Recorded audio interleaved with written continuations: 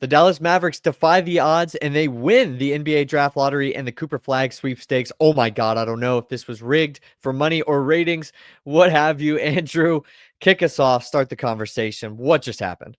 Nico Harrison went to Adam Silver's office and said, "Bro, I'm getting too much hate. I need you to give me the number one overall draft pick." And he said, "You know what? Anthony Davis, possibly Kyrie Irving returning, and Cooper Flag. That is a star trio. We need it to happen." And he made something. He made it happen. And they had a less than 2% chance to get the number one overall draft pick. Somehow it falls into their laps, and now we're looking at maybe a big trio down in Dallas.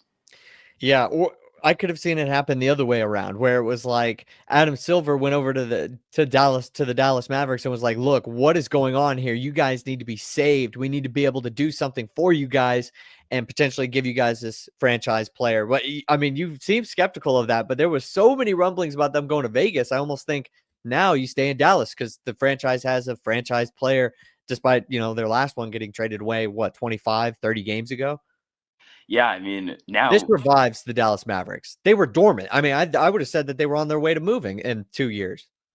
Yeah, and now like Dallas Mavericks fans are can sleep a little bit easier at night and maybe forget about Luka Doncic. Maybe not completely forget about Luka Doncic, but imagine or they wouldn't have been in the lottery if Luka Doncic was on the team. But still, like Cooper Flag is now a Dallas Maverick. That is so absurd to say because like they had like they shouldn't have even been in the top four to be honest. So I mean, it's definitely a like save their franchise probably.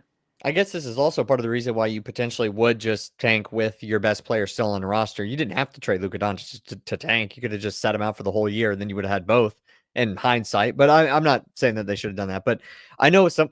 Yeah, well, and Kyrie Irving ended up getting hurt, so there was like a plethora of different things that led them to being in the lottery, not compete, and not be in the plan. But this team, I could see it the other way. A lot of people might be thinking, all right, now they got their centerpiece to move to Vegas. I'm not a big conspiracy theory kind of guy, especially when it comes to the NBA, but this is really interesting to me. Like it seems fishy Before because you this team was out and it was completely out of things. Before you go on your little conspiracy theory rant, I think it's so interesting that this Dallas Mavericks team was only one game away from making the playoffs. They almost couldn't even have even gotten Cooper Flag if they would have just gotten swept by the Oklahoma City Thunder. But instead, they lose to the Grizzlies, and now their franchise essentially revived, which is just so interesting to think about because they literally almost were not a lottery team.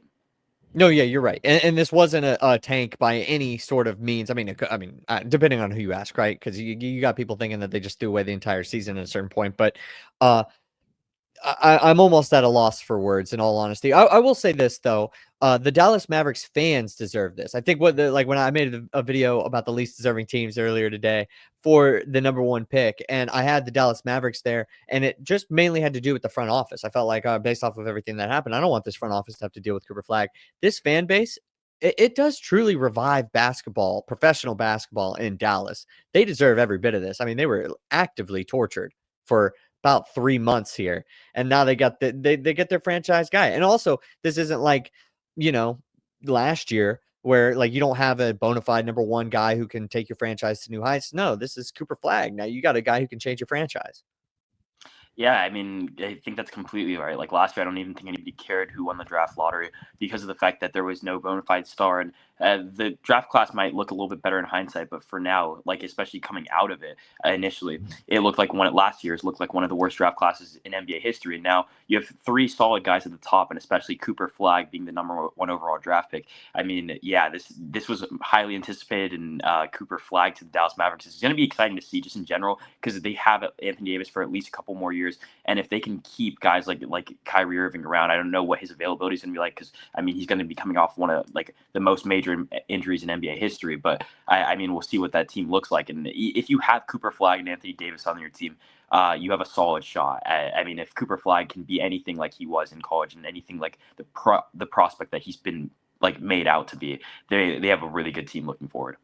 Yeah, this is a really good team, and I feel like that changes anything as far as free agency goes for them, whether or not Kyrie Irving, if they can kind of bring him back into the fold and everything like that, they get more buy-in potentially from anybody else out there in the free market. It's just like it just changes everything. The course of this franchise is not even close to being on the same path that it was, from this morning. A lot of people are talking about Giannis for Cooper Flag because Ooh. obviously, yeah, the Bucks. are well within the same realm of potentially losing their franchise player. Did you have any initial thoughts about that? Yeah, I mean, I just think it would be interesting for both sides because I don't really see who says no. We were talking about it at the beginning. The Bucks need to retool and get a little bit younger and maybe go through like a whole rebuilding process at this point, especially after getting first round in each of the last 3 years. And Giannis has, there's a report that came out and they were talking about it during the draft lottery.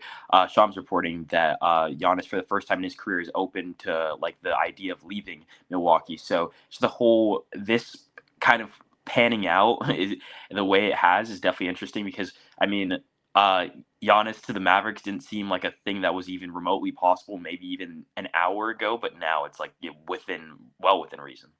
I legitimately don't know if I can remember a time where a franchise went through this type of roller coaster in one season. From like, before the trade deadline to the NBA draft lottery, this has probably been like the most eventful time I think probably for any franchise ever. And there's been plenty of, crazy moves that have changed the NBA for years to come, but this team has just went through so much.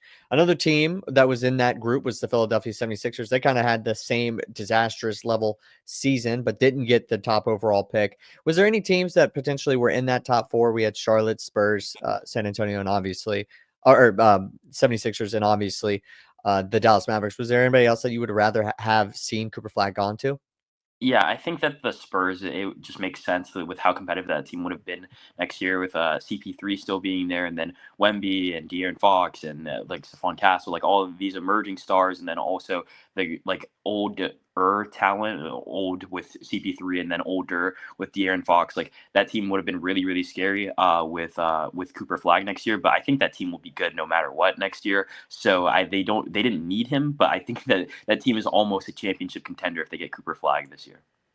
Yeah, it would have been awesome, I think, to see the Spurs get Cooper Flag. I feel like anytime the Spurs are at the very top of the NBA draft lottery, you're kind of feeling a little bit of a sense of relief because if they get that number one overall pick, that number one overall pick will pan out. He's in a very stable organization and is going to be just fine. I think it would have been fun to see a team like the Sixers get him just simply because with the way that team ended up like panning out this year with all those contracts and everything, they're kind of in a bit of a mess. But you add Cooper Flag, that rejuvenates everything. And I think it kind of helps some of those aging superstars get back to potentially where they should be. And that's maybe not the number one option, or they don't have to play 60 games in the regular season. They can almost play like 50. And I think Cooper Flag would have been a big help to that. And I think that would have been very interesting.